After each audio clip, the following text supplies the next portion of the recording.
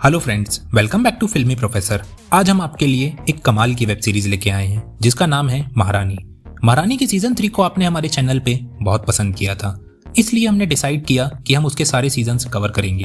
तो चलिए शुरू करते हैं बिना टाइम वेस्ट किए। पहले एपिसोड की स्टार्टिंग में हम देखते हैं दिलीप नाम का एक आदमी राय नाम के एक आदमी के घर आता है। राय उसको अपने घर बुलवाता है क्योंकि दिलीप की बीवी राय के घर पे काम करती है, पर जब से दिलीप दिल्ली से आया है तब से वो काम पर नहीं आ रही है। यही पूछने के लिए वो दिलीप को अपने घर बुलवाता है। दिलीप एक लोअर कास्ट का इंसान रहता है और राय अपर कास्ट का। दिलीप राय से कहता है कि उनकी कम्युनिटी की एक मीटिंग हुई थी जिसमें उन्होंने डिसाइड किया है कि आज से उनके यहाँ से कोई भी अपर कास्ट वालों के यहाँ काम नहीं करेगा। ये सुन के राय को गुस्सा आता है और वो लोग वहीं पे दिलीप को गोली मार देते हैं। वहीं अगले सीन में हम बिहार के मुख्यमंत्री भीमा भारती को देखते हैं। वो छठ पूजा के लिए अपने गांव जा रहे होते हैं। रास्ते में भीमा का पीए मिश्रा जी उसको बताते हैं कि पार्टी में कुछ लोग हमारे खिलाफ प्लानिंग कर रहे हैं और इन सबको हवा नवीन कुमार दे रहे हैं। भीमा मिश्रा जी की बात समझता है पर उसको सीरियसली नहीं लेता और इग्नोर कर देता है। वो अपने घर पहुंचकर अपनी फैमिली के पास जाता है पर उसकी वाइफ उससे थोड़ा नाराज रहती है क्योंकि वो अपना सारा वक्त पटना में रहता है और काम की वजह से अपनी फैमिली को टाइम नहीं दे पाता। भीमा की बीवी का नाम रानी भारती रहता है और इनके 3 बच्चे रहते हैं। रानी भीमा से इतना नाराज रहती है कि वो उसको गाय का दूध निकालकर बेचने को बोलती है। भीमा उसकी बात मानता है और मीडिया भी उसको ऐसा करते हुए कवर करती है। अगले सीन में हम देखते हैं भीमा की न्यूज उसी की पार्टी के नेता नवीन कुमार और प्रेम कुमार देख रहे होते हैं। नवीन भीमा की ही गवर्नमेंट में हेल्थ मिनिस्टर रहता है और प्रेम पशुपालन मंत्री। बातों बातों में प्रेम नवीन के सामने भीमा की तारीफ कर देता है जिससे नवीन को बहुत गुस्सा आता है और वो प्रेम के कपड़े उतरवा देता है। पार्टी मेंबर्स के सामने उसकी इंसल्ट कर कर वो उसको भगा देता है। वहीं मुरैना में रात को लाल सेना, जो कि लोअर कास्ट के लोगों का एक नक्सलाइट ग्रुप है, उसके लीडर शंकर महतो और उसके आदमी राय के घर जाते हैं और उसके साथ उन सभी अपर कास्ट के लोगों को पकड़ कर लाते हैं जो दिलीप के मर्डर में साथ थे या उसको होते हुए देख रहे थे। शंकर महतो उन सबको एक जगह पर इकट्ठा करता है और गोली मार देता है। जैसे ही ये खबर सीएम को पता चलती है वो अगले दिन खुद वहां आते हैं। वहां पे बिहार पुलिस के डीजीपी भी रहते हैं जो कि भीमा को हत्याकांड की जानकारी देते हैं। भीमा वहां सब मरने वालों के परिवार से मिलता है पर गाँव वाले लोग उस पर बहुत भड़के रहते हैं और खुल के उसका विरोध करते हैं। वहीं पटना में नवीन कुमार सीएम रेसिडेंस के बाहर अपनी ही पार्टी के खिलाफ धरने पे बैठ जाता है और अपनी पॉलिटिक्स चमकाने लगता है। दूसरी तरफ इस हंगामे को टीवी पे काला नाग अपने घर पर बैठकर देख रहा होता है। काला नाग बिहार की पॉलिटिक्स का बहुत पुराना खिलाड़ी है और भीमा और नवीन की पार्टी का अध्यक्ष भी। वो पार्टी में अपने एमएलएस के साथ कुछ अलग ही प्लान बना रहा होता है। तभी वहां पर एक लेडी एमएलए आती हैं जिनका नाम ख्याति रहता है। काला नाग कॉन्डम निकालता है और उसके साथ अंदर चला जाता है। अब ये लोगों का विरोध इतना चल रहा था कि भीमा को रात को हाई कमांड का कॉल आता है और वो उसको बताते हैं कि पार्टी में बहुत उथल पुथल चल रही है, पर भीमा उनकी बात को बिल्कुल भी सीरियसली नहीं लेता। अगले दिन प्रेम कुमार एक सुनसान जगह पे शंकर महतो से मिलता है। वो उसके लिए बोरी भर कर पैसे लेके जाता है, पर तभी वहां पर पुलिस आ जाती है और प्रेम को पकड़ लेती है, पर शंकर महतो वहां से भाग जाता है। क्योंकि प्रेम नवीन का बहुत खास आदमी माना जाता था, इसलिए सबको लगता है कि नवीन ने प्रेम को शंकर महतो से मिलने भेजा था। ये बात मीडिया में भी चलने लगती है। नवीन कुमार इस सब से बहुत भड़क जाता है और सीधा डीजीपी के पास जाता है। नवीन डीजीपी से पूछता है कि प्रेम को वहां किसने भेजा था और अगर शंकर महतो वहां आने वाला था तो हमको इस बारे में क्यों नहीं बताया।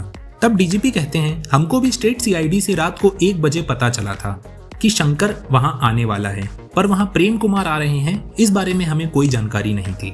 डीजीपी बताते हैं कि प्रेम ने ये स्टेटमेंट दिया है कि उसको वहां आपने पैसे देकर भेजा था। ये सुन के नवीन थोड़ा शॉक होता है, पर वो समझ जाता है कि ये सब भीमा का ही किया धरा है। जाते जाते डीजीपी नवीन को खुला चैलेंज देता है कि आप भीमा भारती का कुछ नहीं उखाड़ पाएंगे। नवीन अपनी इंसल्ट करवाकर वहां से चला जाता है। अगले सीन में हम देखते हैं रानी नदी किनारे बाकी औरतों के साथ छठ की पूजा कर रही होती है। तभी वहां पर भीमा भारती भी आते हैं और उसको ज्वाइन करते हैं। तभी पीछे से 2 शूटर्स बाइक पे आते हैं और भीमा भारती को गोली मारकर भाग जाते हैं। सेकंड एपिसोड की स्टार्टिंग में हम देखते हैं गोली लगने के बाद भीमा की सिक्योरिटी उसको घेर लेती है और तुरंत उसको पटना लाया जाता है हॉस्पिटल में इलाज कराने के लिए। रानी भी भीमा के साथ रहती है। सीएम की सेक्रेटरी कावेरी वहाँ के एसपी और डीएम से सवाल जवाब करती है। तभी वहाँ पर मिश्रा जी और डीजीपी आते हैं। मिश्रा जी इस कांड से इतना गुस्से में रहते हैं कि वो सब लोगों को 2 दिन का टाइम देते हैं उन शूटर्स को पकड़ने के लिए। वो कहते हैं कि अगर वो शूटर्स पकड़े नहीं गए तो सबकी वर्दी जाएगी। अब सीएम को गोली लगी थी तो बाकी नेता लोग भी हॉस्पिटल पहुंचते हैं। सबसे पहले काला नाग आता है। वो भीमा से मिलता है, पर उसको देख के ऐसा लगता नहीं कि उसको भीमा की ज्यादा फिक्र है। वहीं पे काला नाग और रानी के बीच कुछ बातें भी होती हैं। वो जैसे ही वहां से जाने लगता है तभी नवीन कुमार वहां पे एंट्री मारता है अपने सभी एमएलएस के साथ। ये देखकर काला नाग उससे कहता है, इन सबको अपने घर में ही रखते हो क्या? तब नवीन उसको जवाब देता है कि घर में नहीं, जेब में। ये सब देखकर मिश्रा जी समझ जाते हैं कि जब तक भीमा हॉस्पिटल में रहेंगे तब तक उनकी हेल्थ को लेकर अफवाहें चलती रहेंगी। मिश्रा जी डॉक्टर से बात करते हैं और सीएम को घर पे शिफ्ट करने को बोलते हैं। वो कहते हैं कि आप घर पे एक आईसीयू सेटअप कीजिए और डॉक्टर्स की एक टीम हर वक्त वहीं पर रुककर उनका इलाज करेगी। अगले दिन भीमा को घर पे शिफ्ट किया जाता है। तभी काला नाग मिश्रा जी को पार्टी ऑफिस फोन करके बुलवाता है। वहां पे पार्टी हाई कमांड से बोरा जी आए होते हैं। ये सब लोग मिश्रा को घेर लेते हैं और भीमा के बारे में पूछते हैं।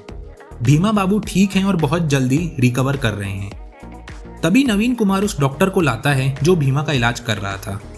डॉक्टर सबको बताते हैं कि मिश्रा जी झूठ बोल रहे हैं, सीएम की हालत क्रिटिकल है, पर इन्होंने ही मुझे फोर्स किया था कि मैं उनको डिस्चार्ज कर दूं। तब बोरा डॉक्टर से पूछता है कि सीएम को ठीक होने में कितना टाइम लगेगा।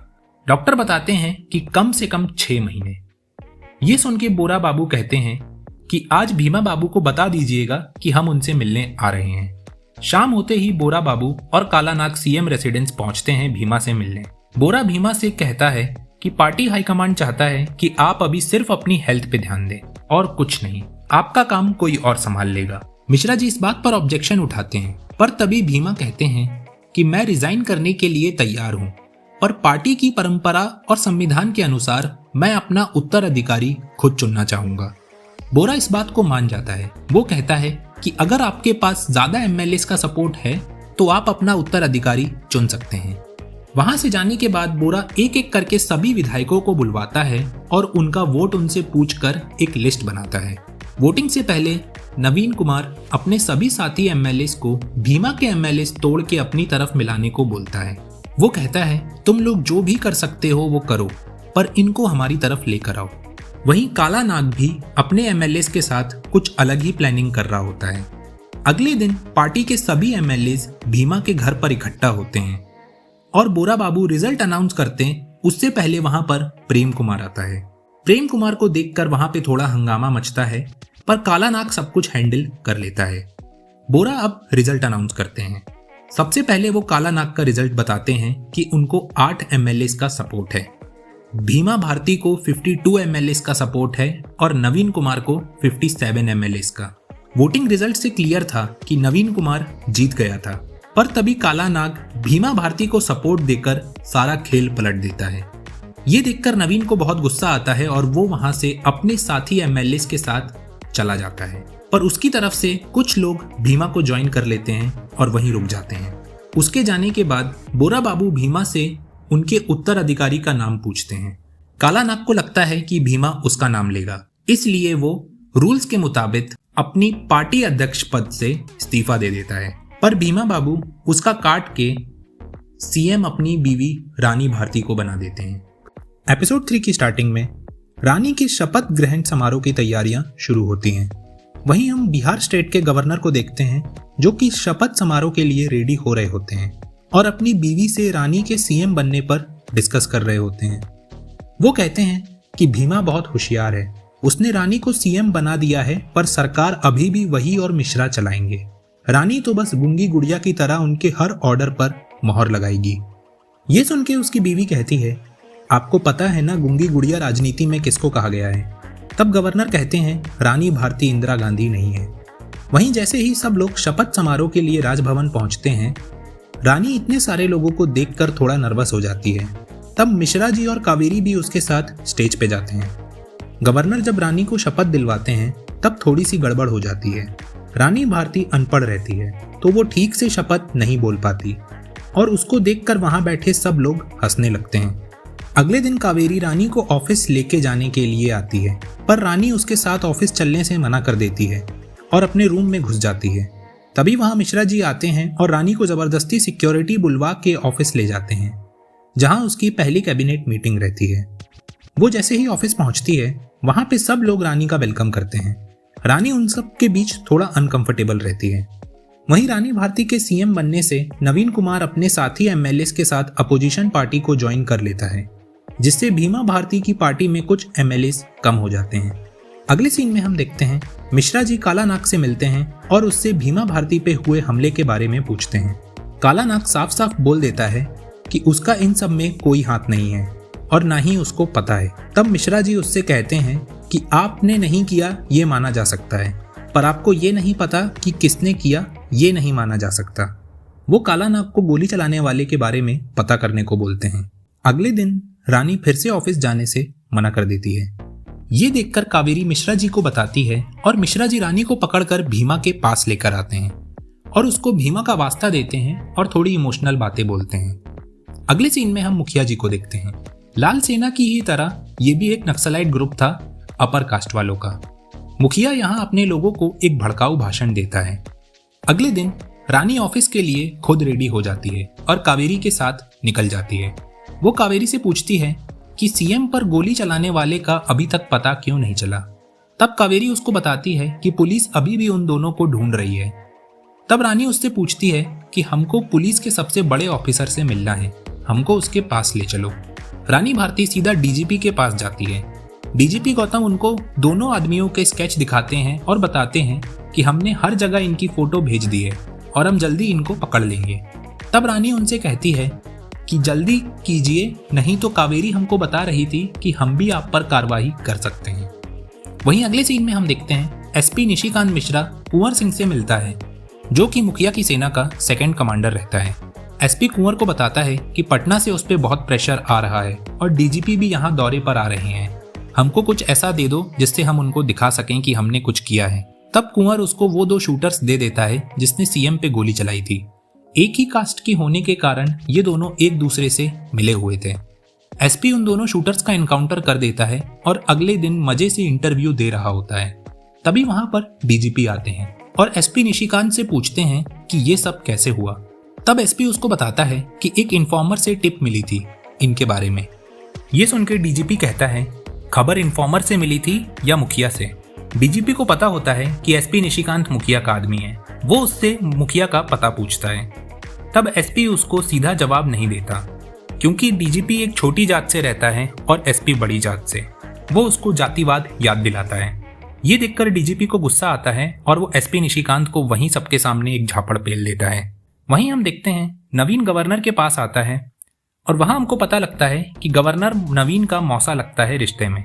नवीन गवर्नर को एक लेटर लिखकर देता है जिसमें लिखा होता है कि रानी को असेंबली में अपनी मेजॉरिटी प्रूफ करने को कहा जाए। गवर्नर उसकी बात मान जाता है, पर उससे कहता है कि इससे कुछ होगा नहीं। अगले सीन में हम देखते हैं रानी अपनी पहली विधानसभा मीटिंग में जाती है। मिश्रा जी और कावेरी भी उसके साथ रहते हैं। रानी वहां उन सबको देखकर बहुत नर्वस होती है। नवीन वहां असेंबली फ्लोर में सबके सामने कहता है कि रानी सरकार के पास कोई मेजॉरिटी नहीं है और वो उसकी बहुत बेइज्जती भी करता है और उसको अनपढ़ और पता नहीं क्या क्या बोलता है। पर जब रानी की बारी आती है तो वो ईंट का जवाब पत्थर से देती है।